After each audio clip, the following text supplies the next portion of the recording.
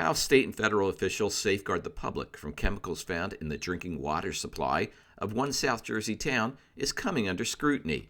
It was just last August that New Jersey environmental officials released sampling results from 2009 showing high levels of PFNA in the drinking water supply in Paulsboro. In animal studies, PFNA caused delayed growth and development, as well as immune system and liver toxicity. The Delaware Riverkeeper Network obtained the results through an Open Public Records Act request.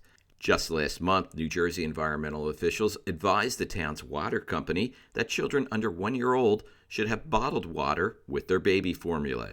It's weak. It's weak and it's too little too late. DEP should have taken the bull by the horns in 2009 when they discovered these extraordinarily high levels of PFNA in the raw drinking water in Paulsboro, but they did nothing. Now in 2013, once we started sounding the alarm, there was sampling done by Paulsboro of their own system in September, and they found even higher levels of PFNA, 140 parts per trillion in the raw water in Paulsboro, in the one well that is their primary source of water. And at the finished water, that is the water that comes out of the tap and what people are drinking, they found it at 150 parts per trillion.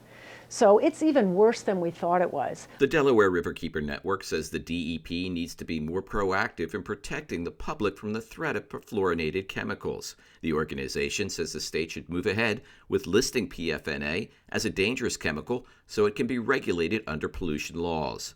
About a dozen residents have filed a lawsuit over the contamination against Solvay Specialty Polymers in neighboring West Deptford. In reports, the company says it quit using PFNA 4 years ago. DEP should be stepping out and taking the lead and forcing, not only identifying where the pollutants are, but cleaning them up and providing drinking water to those communities right now who are drinking these highly dangerous levels of PFNA. Really, this is a health emergency, and it's a health emergency that's been created by inaction on the part of DEP. The state should step up. They should lead this effort. They need to do a third occurrence study. They've done two since 2007. They did one. They did another one in 2009, even though they never released that report, and it's still under wraps at DEP. They need to release that report. But the second, that second study, we only have the raw data results from. But they need to do a third occurrence study. The Delaware Riverkeeper Network believes that Solvay needs to be held accountable for the contamination. The organization is critical of the company's plan to survey the area. A consultant hired by the Delaware Riverkeeper Network to review the plan says it needs to be more extensive. Predominantly, the one thing that I disliked the most in their plan was the fact that they were doing an air modeling dispersion to see where the PFNA would disperse in the air, but there would be no ground truth, no ground sampling to confirm the model. Every model really needs to have a data to calibrate it to. Without a calibration of actual soil data, the model may not give you any accurate information at all. Experts say the chemical properties of the substance make it more available to groundwater.